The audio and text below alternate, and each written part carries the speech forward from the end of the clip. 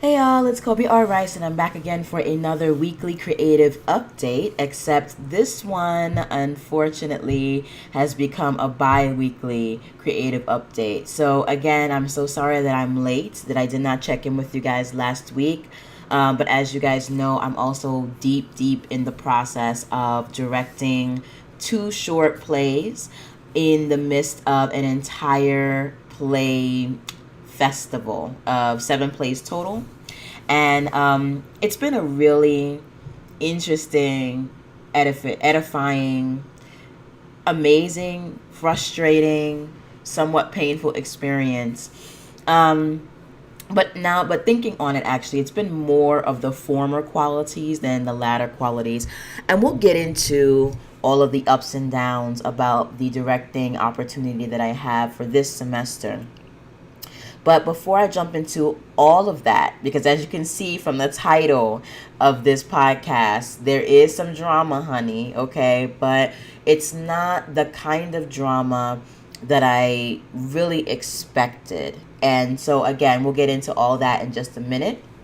But first, just to reintroduce myself. Words. Okay. Hi, all. I'm Kobe R. Rice, novelist, screenwriter, TV writer, filmmaker, director, game designer, narrative designer, etc., etc., etc. And this is the epic, fantastical journey of a Black female sci-fi writer podcast. And this is episode number 82.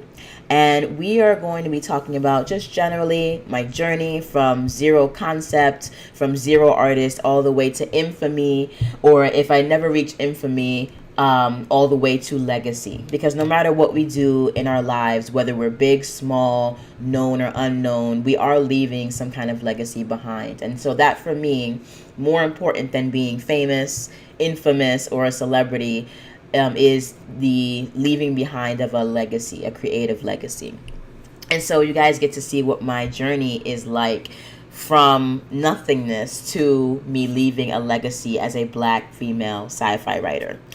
Actually, as a Black female creator, period, an artist, period, but mostly in sci-fi and fantasy, because those are my genres that I love. Oops. I hope that didn't mess up my sound, my little clumsiness. Okay. So, as usual, I'm just going to start off first with the milestones that I have personally achieved creatively this week. And then we're going to get into my lessons learned and all those things that are a little bit more juicy and more emotional, more insightful, etc. But on the surface, just FYI, guys, our 12-book dystopian, badass, amazing box set is coming out this Monday, today, because even though I'm recording this early, I'm going to post it on Monday. Okay, it is coming out today, Monday, September 17th. As a matter of fact, it is already out on Amazon.com, Kobo.com, iBooks, Google Play, Overdrive, Underdrive. That's not an actual distributor, but all the distributors you could ever want. This box set is available for a very low price of $2.99. And so you guys need to get it as soon as possible, because we're going to be closing this promo window of $2.99 on Sunday, right before midnight at 11:59 p.m. your time. So after that, the box set will go up to $10, $9.99. So if you want to get this box set of 12 amazing dystopian novels, full novels, no short stories, click the links below, go get your life, get your box set, and enjoy. And of course, don't forget to review. On top of that, we're sweetening the pot by offering one lucky winner 15 paperback dystopian novels. Okay, so this is a giveaway that I'm running myself through New Adult Noir in conjunction with our book launch. All right, and one of you who ends up signing up for the giveaway is going to end up winning 15 paperback dystopian novels. Not all YA, some YA, but some more adult. It's going to be amazing, fantastic. You're going to love it, because I already know what novels I'm sending you, and they are amazing, and I don't send you anything that isn't amazing. So please join the giveaway by signing up below. The link is also in the description box below.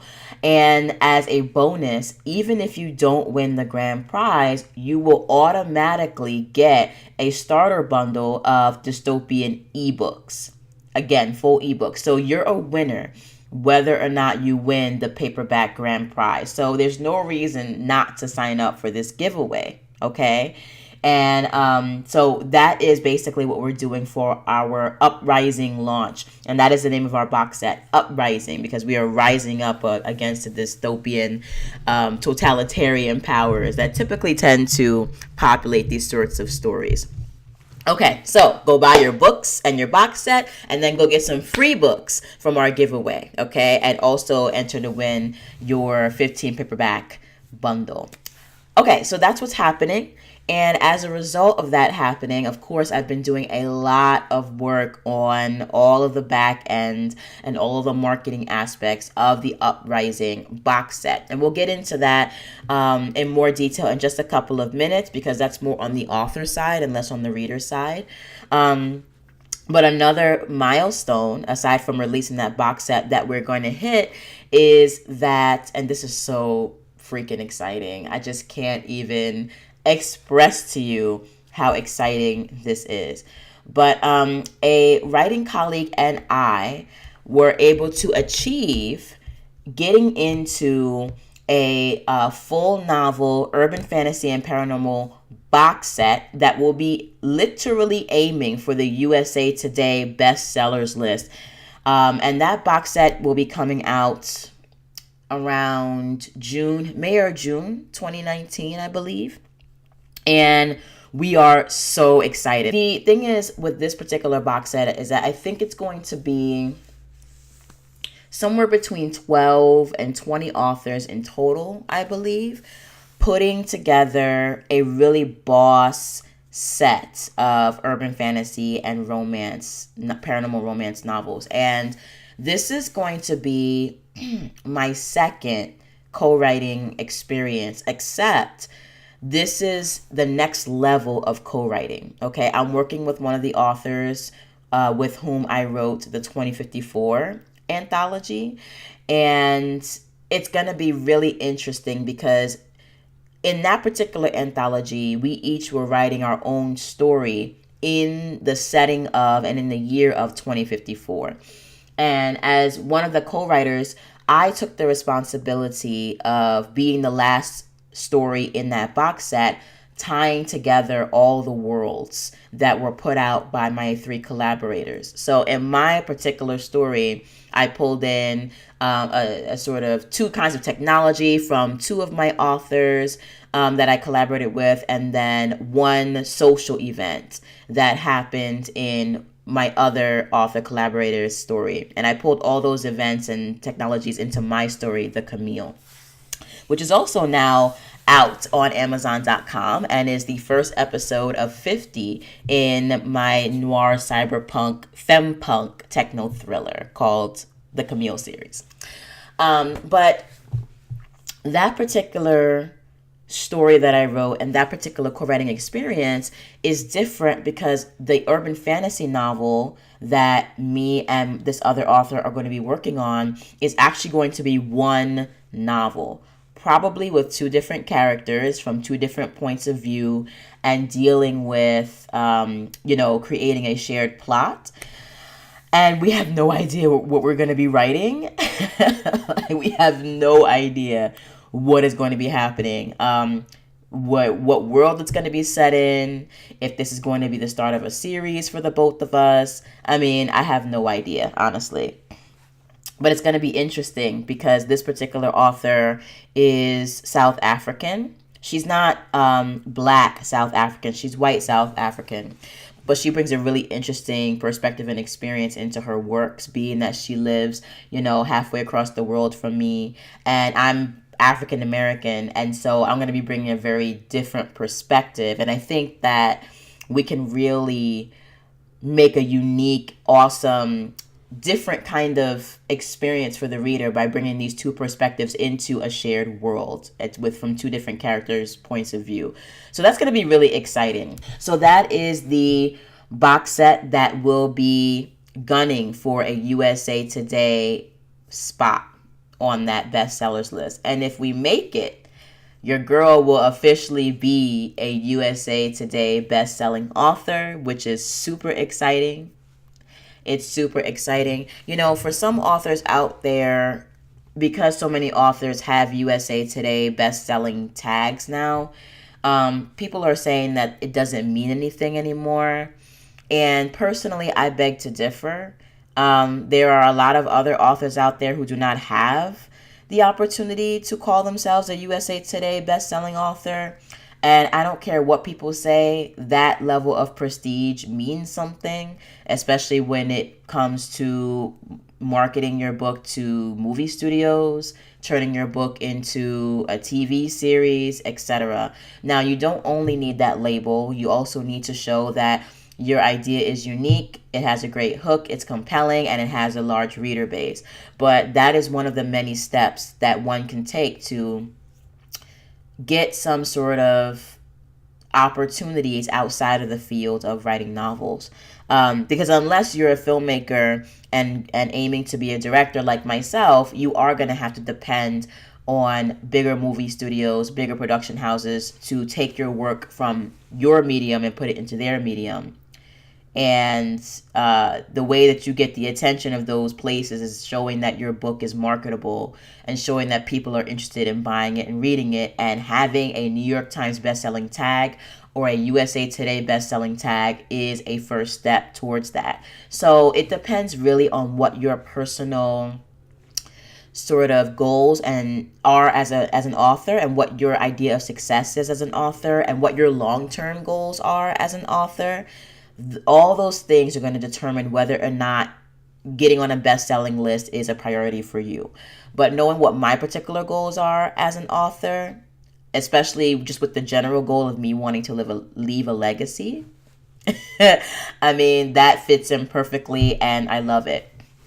On top of that, it is a continuation of a co-writing experience that I want to explore even further. And it's weird because I have to check my original goals for this year, but I don't know if co-writing specifically was a goal. I think I said that I wanted to collaborate more, which meant putting my works in conversation and in box sets with other works. But I think the universe had a bigger plan for me in that sense, and not only allowed me to collaborate with other authors more, but took that collaboration to a new level where I'm literally now creating intellectual properties with other authors now. And that's really exciting because that will expand my reach in a completely different way, but it will also reinforce my brand in an interesting way, while also allowing me to continue on with my own individual properties. So I don't feel as though co-writing is going to hinder me in any way. I think it's only going to help me grow and help me just make my business model a little more complex and more successful. And to be honest with you guys, I have, I believe, literally 5 co-writing projects or collaboration projects on my slate right now. I'm going to call them co-writing / collaboration. So the Uprising box set collaboration is coming up. That's launching on Monday. Then in October, there is a horror short story collaboration that is theoretically coming up. I haven't heard much about it from the organizers quite yet, but that's supposed to be coming up sometime soon, or at least starting around that time. Then I have the co-writing novel project with my other author collaborator coming up for that urban fantasy box that I just told you guys about. And then there are 2 more co-collaboration projects coming up, because I am still working with those other 3 authors of 2054 to create 2 more of those anthologies. So I have to write 2 more 2054 stories, which will probably be novellas.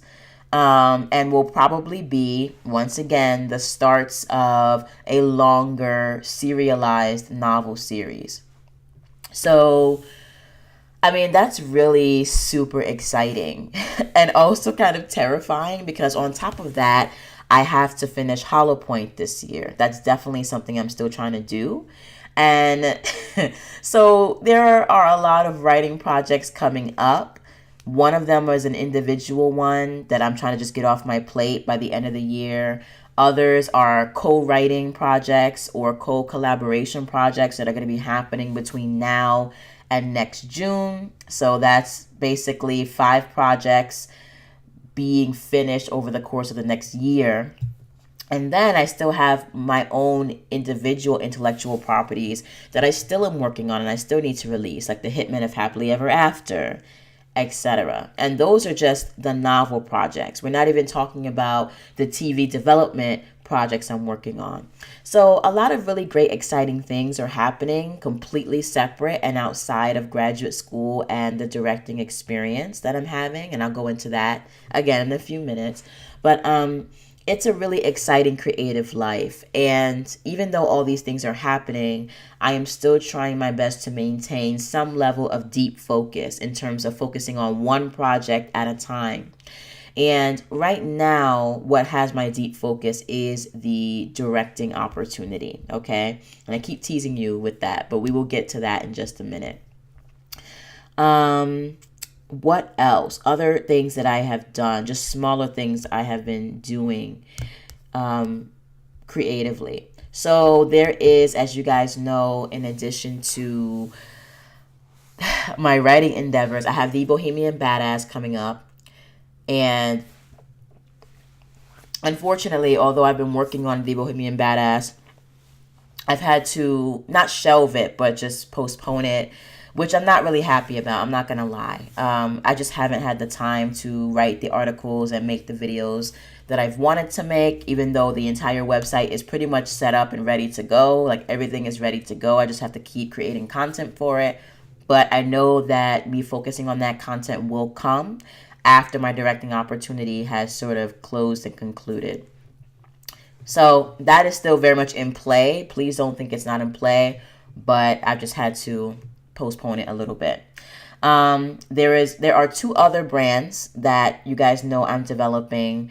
One is the erotica and romance brands, which is an author brand, but it's also going to be tied up in a dating, lifestyle, glam, glow up brand. So I'm going to have that author brand and blog as is, but it's also going to connect to other bigger issues, talking about lifestyle, glamour, femininity, dating, romance, sex. So that entire brand in and of itself, I'm not kicking off just yet, but I actually did write my first article for that. And it wasn't because I planned it. I was actually just annoyed one day at something, and I needed to just get it off my chest, and it turned into a blog post. So I haven't posted it yet. It's still in draft form, but that happened. And then I have my brand on being a single mother and a Black single mom and also a creative single mom. And I did post content for that about a month or so ago, but I haven't posted anything there yet. But those 2 brands are still burgeoning and in play. So those are 2 of my mini side project brands. I have the Bohemian Badass brand that I worked on all summer, as you guys know, and I'm launching very, very soon. And then I have the Rebel Ragdoll Press brand, which, as I just explained, has 5 co-writing and co-collaboration projects on its slate, as well as getting Hollow Point out for this year. So things are moving more slowly than I would like, but it is what it is. And so basically what I have been focusing on, and I'm getting to the directing, is graduate school and graduate school / teaching, as well as directing. For graduate school, honestly, luckily I have really only one class that I have to focus on outside of my directing experience. And I'll admit, I am not putting my 100% effort into that class. I actually explained that to you guys on my last podcast that it's my lowest priority, and it actually continues to be my lowest priority. And I wish I could say that it was because I was so busy with directing and I didn't have time. And that's actually not true. It's just for the past couple of weeks. The first 2 weeks I was on point, really diving in hard and just doing my thing. But then these past 2 weeks have been really shaky, honestly, to say the least. And a lot of it has been me. Me, unfortunately, not really connecting with the material, not really liking the class all that much. I'm trying to keep an open mind about the material, but also a lot of my negligence is tied up in the residual negative feelings that I have toward the individual teaching that class this semester. And I'm trying to be polite and nice, and also trying to be mature and grown up about it. And I'm trying to operate at least on a level of, putting in bare minimum effort, but it's just been really hard. And so it's something that I have to talk to my therapist about, honestly. And I have no problem talking about me going to therapy on a podcast. I think more Black people, men and women and children, need to be in therapy so that they can be balanced and happier and, just one with themselves. But I am struggling with separating my emotions about the class and about the person teaching it from the business of getting my work done. Just being in the class, even though the class itself is not that bad. It's not a bad class at all. It's just I'm not interested, and I'm having that emotional reaction. It's just every single time I think about doing work for that class, I automatically think of doing something else, like focusing on my self-care, focusing on my glow up, choosing cute outfits, going shopping, having fun, getting my nails done, doing makeup. Like literally whenever I think about that class, there's something inside that is just so triggering about me having to be in that space that I run to my self-care space almost immediately. And so there really is no excuse. I'm just saying that full on. There's no excuse for the past 2 weeks of how I've shown up to class. But what I am going to do is really just try my best to just stay on track, find a balance, and find just a middle ground that I can walk, wherein I am doing what I need to do for that class, showing up the way that I need to show up without investing my emotions into that class.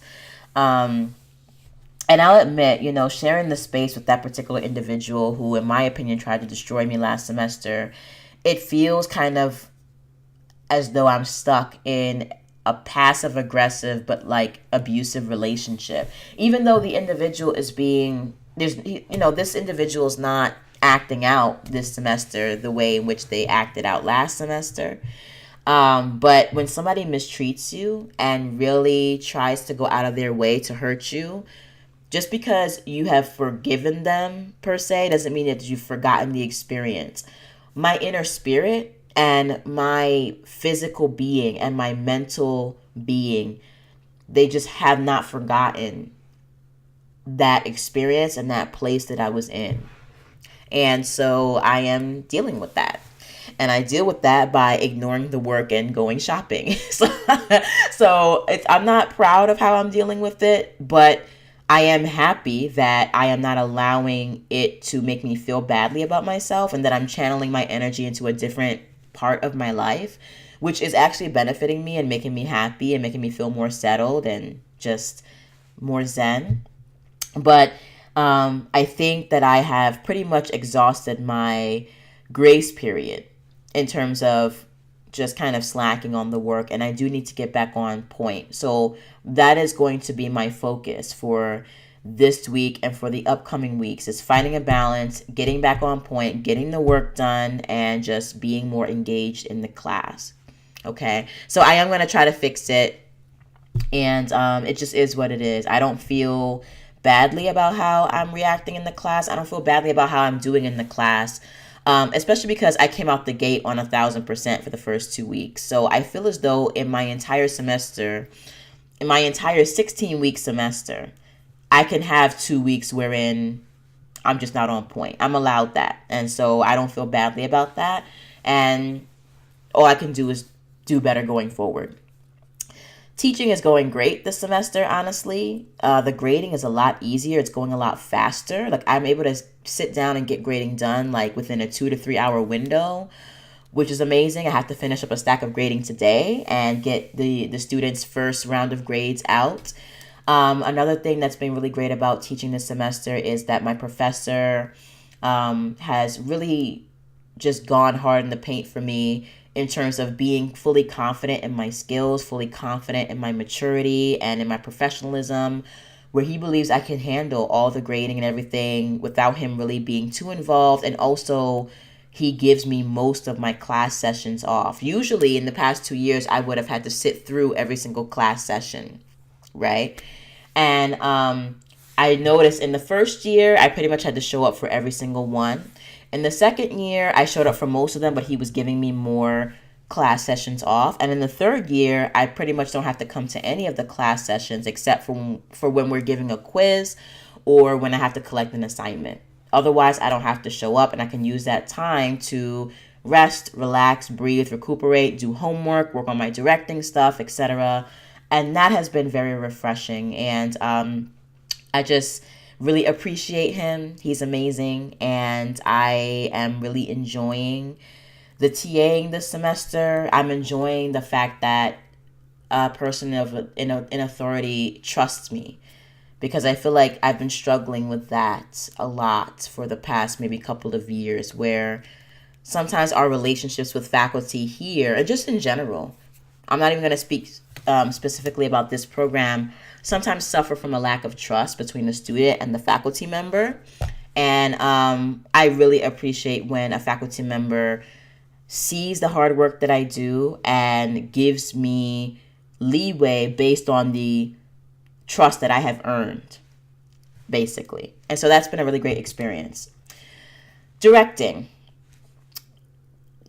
So I can't really speak for everybody else in my particular colleague circle, but I'm actually enjoying directing a lot. The only thing I'm not enjoying about it is that rehearsal is from 5 to 9 every day. Now, this is not me trying to complain. I've never liked the fact that rehearsal has been in the evening ever. And it's just a lot to be showing up to something 20 hours a week, in addition to your 20-hour-a-week commitment for your TA-ship, in addition to your courses and stuff like that. That's always a challenge. But it's a challenge that we all share, not just the directors or the producers or the stage managers who put in probably 30 hours a week, honestly, to be really real. But the actors, the undergrads, like, we're all kind of in this space of having to sacrifice our time to be a part of this. So I'm not pointing at this semester particularly or specifically saying that I am more stressed out this semester than I was any other semester that I've been directing or dramaturging. The responsibility of showing up every night from a certain time to a certain time hasn't really changed much since I've been here. So I'm not going to pin that on this semester's situation. I've just never liked it. I prefer doing things during the day and coming home and having my time or whatever. That's the only really stressful part about it. The other big stressful part about directing is the political nonsense. And you guys see that my podcast is entitled Directing, Staying on Code, and Pussyfoot Politicians in Academia. Because I have a lot to say about the drama and the foolishness that has been happening with this directing opportunity. And before I get into that particular part of it, I do want to give you guys a quick update on the actual things I've learned, the positive, uplifting things I've learned as a director and as a dramaturg, because I'm doing both. One, even though balancing the role of directing and dramaturgy this semester is a lot more challenging, I think I'm finally getting the hang of it. I think I've struck a balance that works for me. And I like it. So because I am pretty much the only director that is there every day, the entire 4 hours, I get to see everybody's work. And that's not me being shady to my other co-directors, but it's just a fact. I've missed one day, and that's because I wasn't really scheduled for anything. I wasn't directing anything, and I wasn't dramaturging anything. So I didn't really need to see anything. And I just took that day off because I just needed it. But for the most part, I am there every day from 5 to 9. And on the days that I am dramaturging, I have decided that my primary responsibilities are to answer questions about the text, take questions back to the playwright, keep the playwright in the loop by writing weekly updates and summaries about what has been going on with their play. So I've been doing that. And then facilitating conversations between the playwright and the director, whether that is putting them in direct contact with one another, or as we did this week, inviting the playwright into the room, either physically or virtually. So we had the distinct pleasure of having the playwright, one of our playwrights that I dramaturged for, attend rehearsal virtually through FaceTime. We're going to try Google Hangouts next time, but they attended virtually, and that was really great. I think it was really helpful for them to hear their piece, to see their rehearsal in action, and see their play in action. And we're going to just keep making improvements to our audio-visual quality for next time in terms of getting them the entire view of the entire stage. So that was really great. One of my other playwrights who's local, unfortunately, hasn't been able to make it to rehearsals, which is unfortunate. But, you can't force a playwright to become a part of their own process.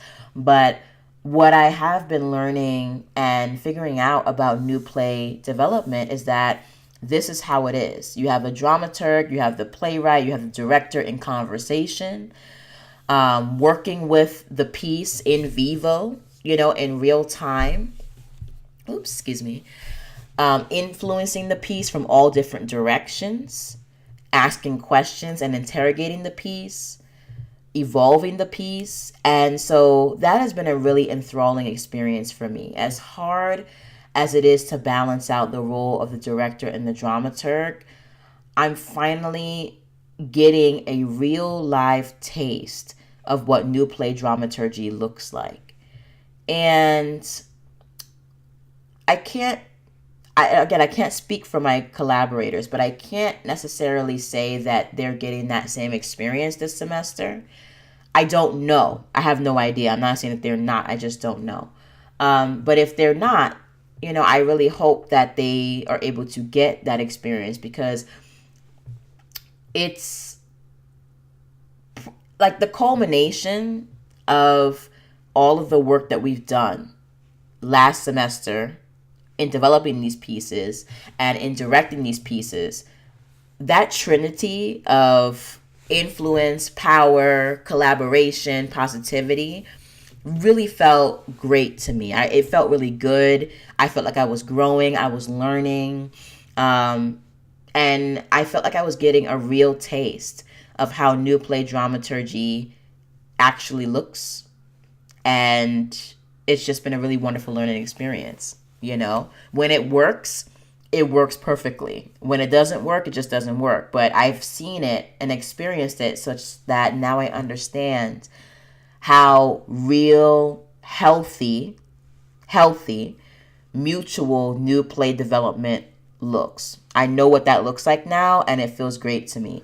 It doesn't mean that I'm going into theater after I graduate, but I do believe I've developed a new level of understanding and respect for the process. So that has been very edifying for me, and I'm very excited about that. So that is sort of where my dramaturgical and directorial responsibilities have intersected this semester. And as a dramaturg, those 4 to 5 responsibilities I just listed are pretty much all that I'm expecting of myself this semester. Okay? So that takes up maybe about 30% of my time. And then the other 70% of my time is really focused on developing the actor performances and blocking and getting sound cues and lighting cues and stuff down for my two plays, which are entitled Seeking Betty and Deleted. And each one of those pieces has its own particular set of challenges, you know? And the primary challenge, too, is my newness to as a director and to the field of directing. And so I'm relying a lot on our producer, Uber director, and supervisor to observe from a bird's eye view and get and give notes to me as the director. And I found my supervisor extremely valuable in that particular process. And whereas with the last podcast, there had been a little bit of trepidation about whether or not I'd be able to be in a position where I'm making decisions, at this point, that fear and that anxiety are completely gone and completely blown away. And I'm happy about that. I, as a director, have the kind of relationship with my supervisor and Uber director that I envisioned when I signed up for this project. She allows me to make my mistakes. She allows me to make my oversights. She gives notes in the most loving, kind, and respectful manner, which was absolutely the complete opposite of how I was treated last semester. And last semester, I had an even firmer vision of what I wanted to do. So it's funny that like this semester, my vision of these pieces are not as my visions of these pieces are not as strong as my vision was for my former piece last semester, because I had written that piece myself, so I knew what I wanted things to look like. And it's just ironic that even though my vision this time around is not as clearly defined as I would like, that I'm getting more freedom and more respect from my colleague and superior. And I really appreciate that. Because it's very easy to run roughshod over me this semester and say, okay, Colby, like your vision is good, but you can make it better like this. And it would be easy to do that. It would be easy for her to do that. But instead of doing that, she is providing a gentle guiding hand to me and gives me feedback and gives me insights as a playwright and as somebody who's just been in the theater for decades. And I just find it so invaluable, that balance of letting me fall on my face and learn and also express my directorial voice with experience, with knowledge, with her particular perspective. She is balancing out those two some seemingly competing things with such grace and such insight. And so, like I said in my earlier podcasts, the first 2 weeks, meaning, those last 2 weeks in August from the 20th to September 2nd, were really hard because I did not feel that balance at all. After we had our conversation with our supervisor, which is what I love to do, I like being direct and telling somebody what my needs are, and ask what their needs are and figure something out.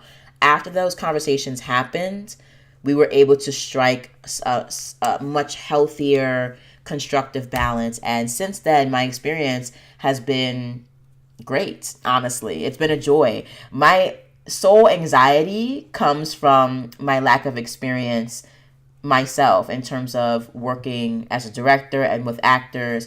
But I do emphasize the directorial skills that I do have, which come directly from my experience as a storyteller and as a character developer. So I've noticed that my directorial voice very much focuses on emotion, character emotion, character development of voice, language with enunciation, pronunciation, and projection, and with larger story arcs.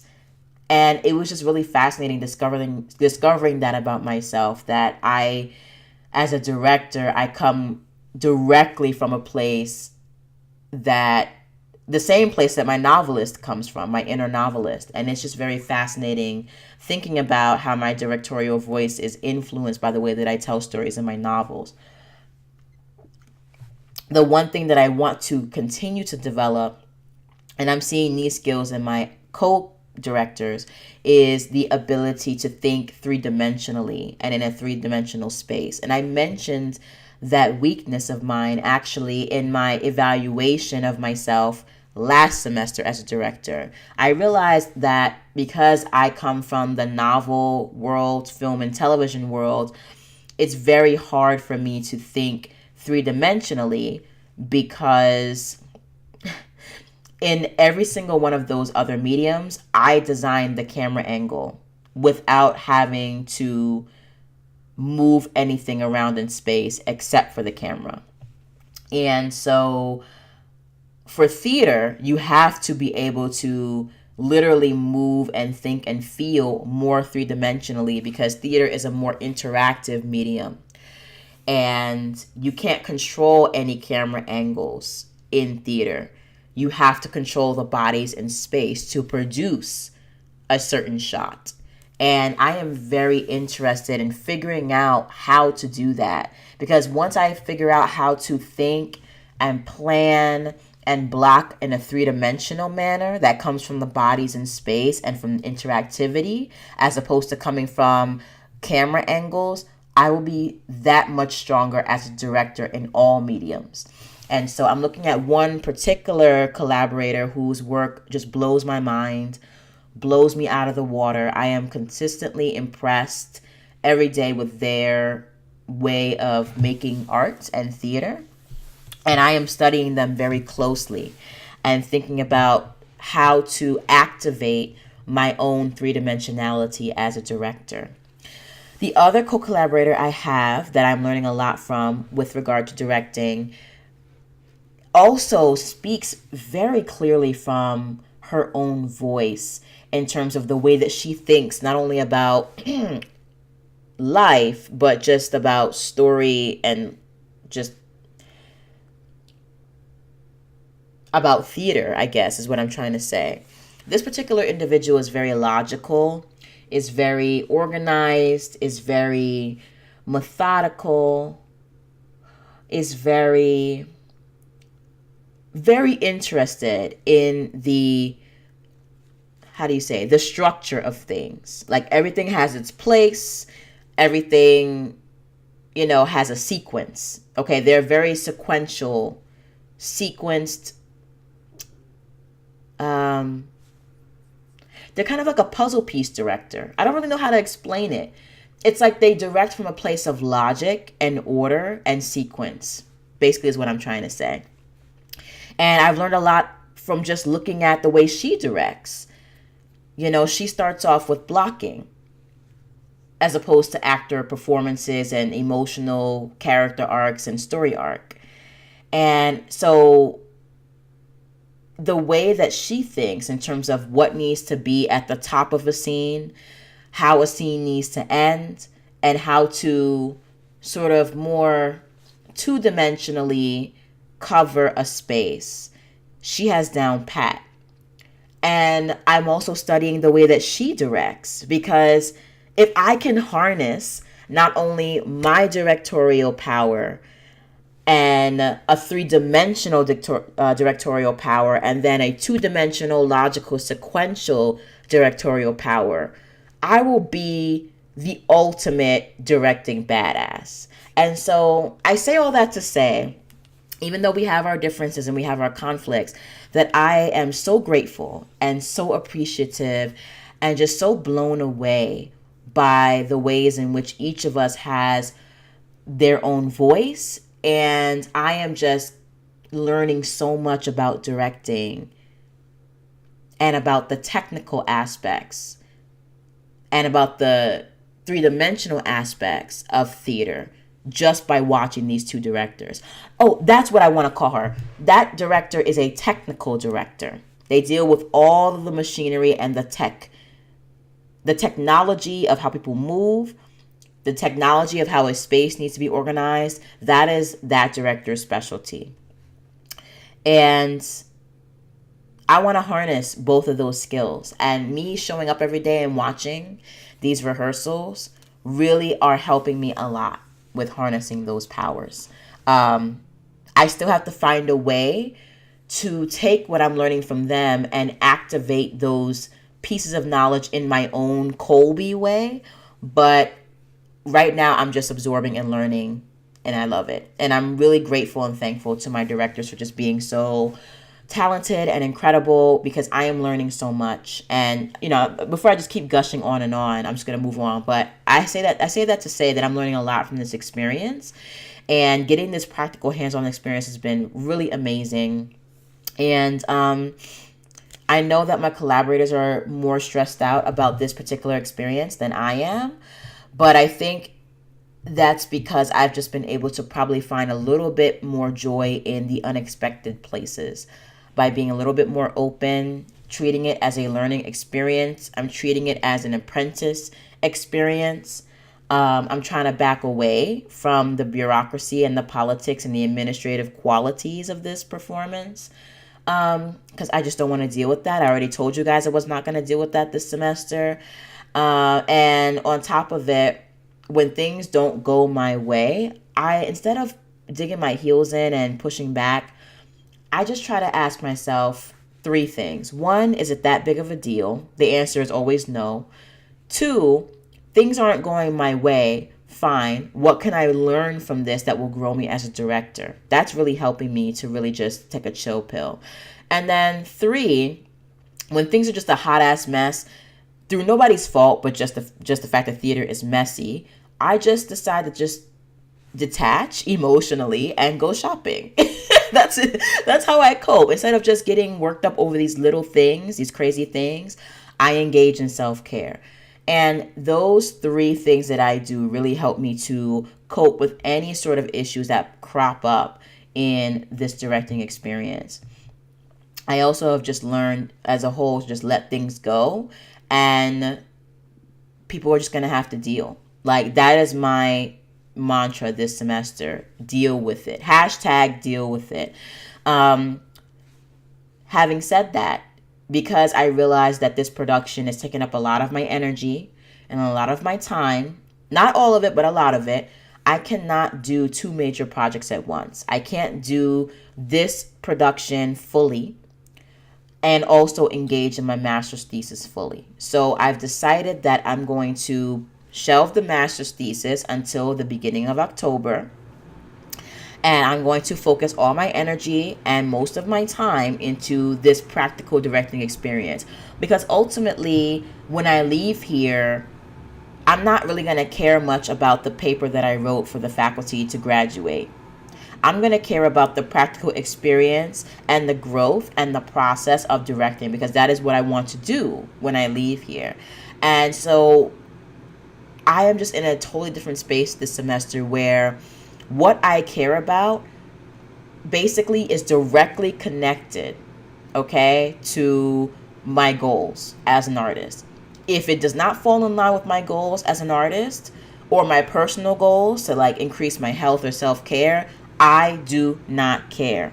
This is probably one of the big reasons why that class I told you guys about, I'm not really focusing that much on, because at the moment, I don't necessarily feel as though I'm gaining any practical skills in terms of helping me to develop that aspect of my dramaturgy. Again, I'll put a pin in that thought and I'll come back to it in a week or 2 to see if I'm gaining more skills.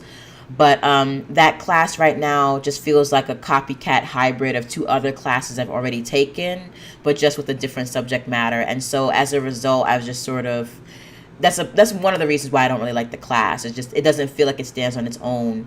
And it doesn't feel as though it engages fully with the aspect of dramaturgy that I'd be interested in learning about.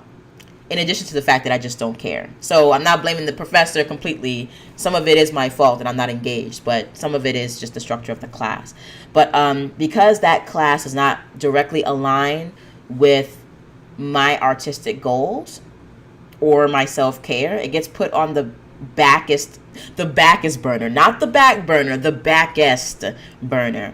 Whereas this directing experience is on the forefront, as well as my self-care. And then I have my master's thesis in a close second. But I'm getting back into my deep focus for at least this month, you guys, and focusing on gaining practical skills from this directing experience. And unfortunately, that is causing a little bit of drama, because what I've discovered is that there are a lot of haters, and not people who are hating on me. I'm going to try to be as vague as possible, because I know that, again, one of my professors has found my website and might be listening to this. I want to try to be as vague as possible, but I'm going to be honest. There are a lot of professors in our department who are really coming to our aid this semester, and that is great in terms of helping to lighten the load, in terms of helping us to reprioritize what's important, aka our master's theses, etc. And that's great, and I'm grateful for that. I really am. And I'm going to continue to be honest and forthcoming about how I'm feeling about the process, which I feel like I have been. At the same time, I feel as though certain people are taking the bumps of this process as an opportunity to undermine this one particular professor. And I feel like some of it is coming from a place of concern for the students. And I feel like another part of it is just professors hating on this one professor. It is what it is. And my thing is, if you want to make sure that we are balanced and happy and not going crazy this semester, that's great. But what I'm not gonna really sit by and just not say anything on is that you're coming after the supervisor of this particular production, but you had nothing to say to the supervisor of the last production, which pretty much destroyed me spiritually as an artist. And I'm not even being dramatic about that. I'm being very real. I did not want to make art for a good 3 to 4 months after that experience. And in that experience, I was undermined. I was disrespected. I was trash talked. This individual who was supervising us trash talked me to my cohort, which is unprofessional because this person had a position of power. And come on. Like, it was so dysfunctional last semester. And that was just all the drama on top of the fact that we had to spend a lot of time putting this show together, and just all the mechanical, technical aspects of the production that were stressing us out. That was already stressful. But then I had the added pain and suffering of having this one individual just literally go out of his way to destroy me as an artist alongside his little crony. And nobody's talking about that. Nobody is pulling this individual to the side. No one is having sit-down talks with this professor. Nothing is happening. And I'm talking about within the department, okay? Because as you guys know, I did go and seek some outside help, okay, with dealing with that situation. And I did feel supported in that regard. But it's not fair, is what I'm trying to say. Both of these particular supervisors for these directing experiences have their flaws and they have their issues. I'm not going to excuse that. But it's not fair to go after one and then not go after the other. And I just find it very convenient that the one that's being chased down is the only faculty of color and is a woman. So be mad. If you guys are watching this, you can stay mad. I'm just being real. You gave the white dude a pass, but you feel comfortable coming down on the faculty of color. That's a problem for me.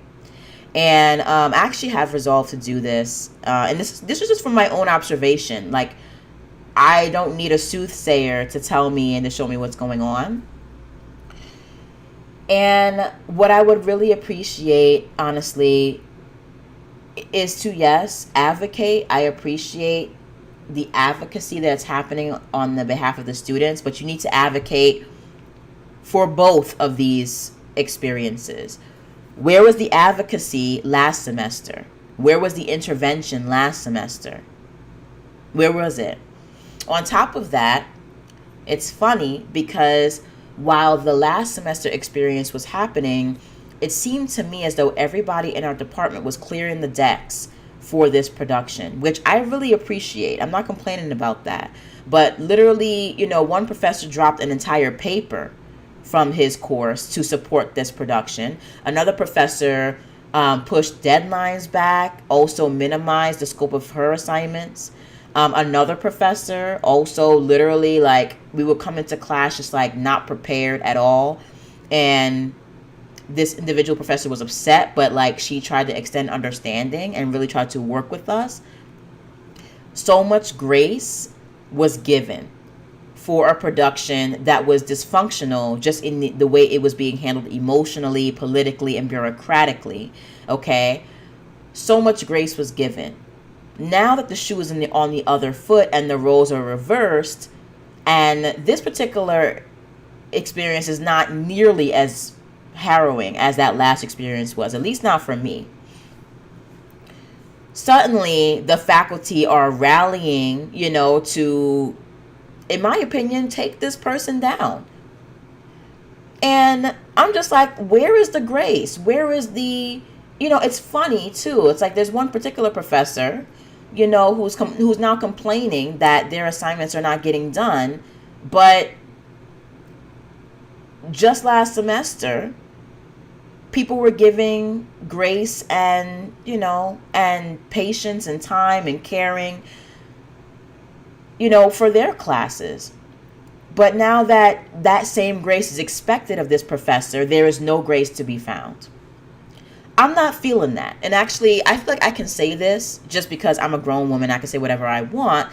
But also, I am planning to write something, not scathing, because I don't really have any bone to pick. It's not really my fight, honestly. But just a letter just asking for the same kind of grace and patience when it comes to our graduate school work as was extended to our supervisor last semester. Just give where you were given. You can't expect all of this grace, and then when it's time for you to give it, you don't want to. Like, how narcissistic can you be? And I just find it convenient that people feel comfortable going hard on this particular production, but last production, everybody was shook and didn't want to say anything to the person who was literally tormenting us.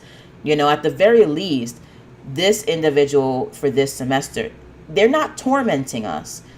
They're not trying to do things that are harmful or deliberately condescending to us. They're not trying to destroy our spirit as an artist. A lot of what this particular supervisor has done this semester has been to make the production the best it can be, and has been done to protect themselves because they can see that the rest of the department is trying to take them down. So I think a lot of the craziness that has happened this semester is preemptive and is not and is reactionary as opposed to necessarily deliberately trying to be controlling. Not saying there aren't some control issues there, not going to say that, but because everybody in this department has control issues. I think academics in general have control issues, honestly. But all I'm saying is where grace was given, it needs to now be given again. And just the way that all of these things are happening this semester feels like a lot of pussyfooting. And I say that not only with regard to the faculty, but with regard to the graduate students.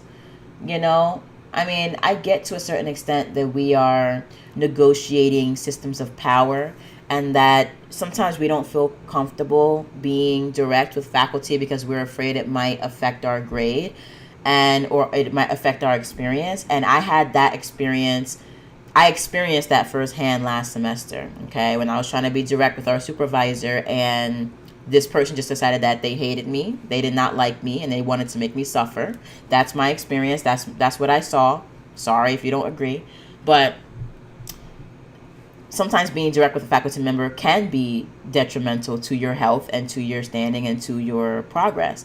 Other times, adult faculty who are mature and responsible and not selfish might feel defensive at first, but will also listen to you and make adjustments. And like I said at the very beginning of this podcast, I feel respected and listened to, at least for the past 2.5 to 3 weeks. Okay? Because once we had our sit down, once we had our conversation with this particular individual, from my end, things started to get a hell of a lot better. Again, I can't speak for everybody else. I can only speak for myself. So I just don't like the pussyfooting. I don't like the backstabbing and the backbiting. I don't like the whispers in the hallways or whatever is happening.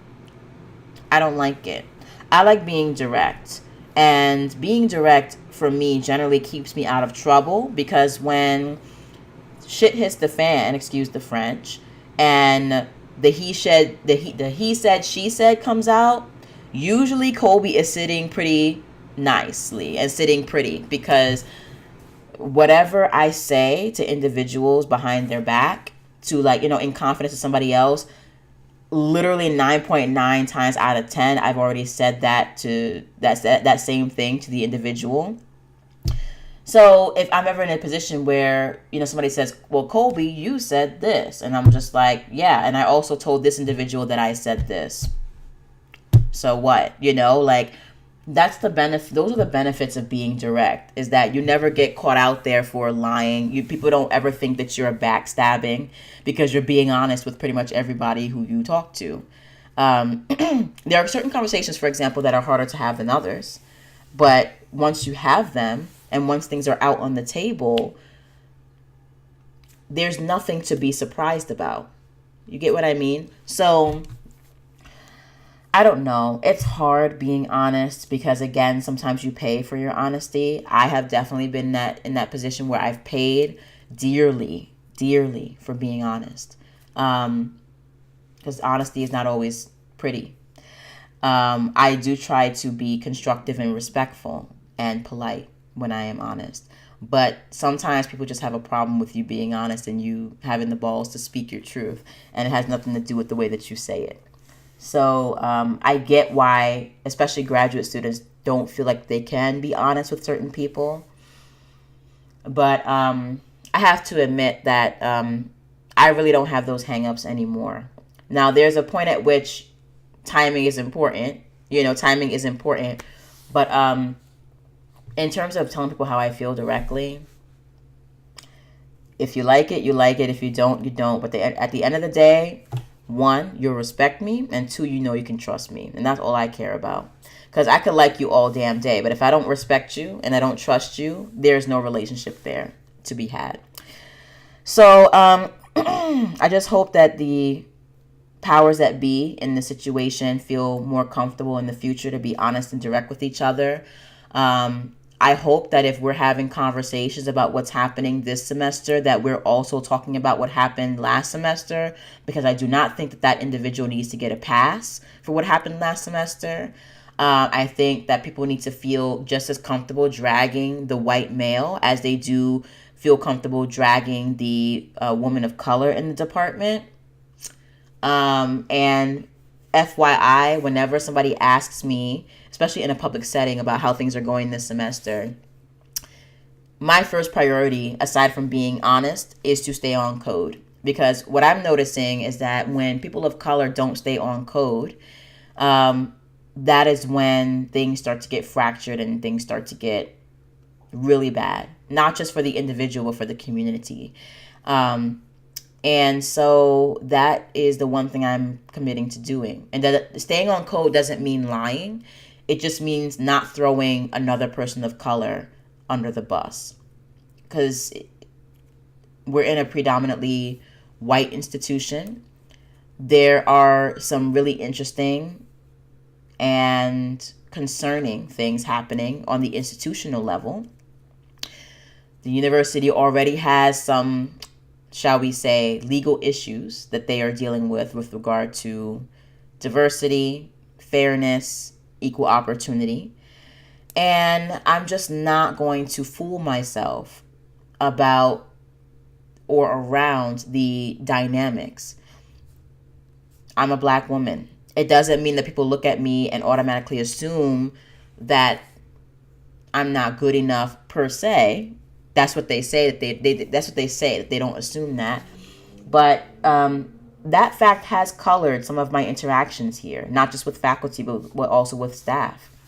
That's a whole different conversation. Actually, I talked about that, I think about a year ago, actually. It was about a year ago that I talked about one of the staff members making a sort of hating ass comment towards me, that was clear, that had some clear racial undertones.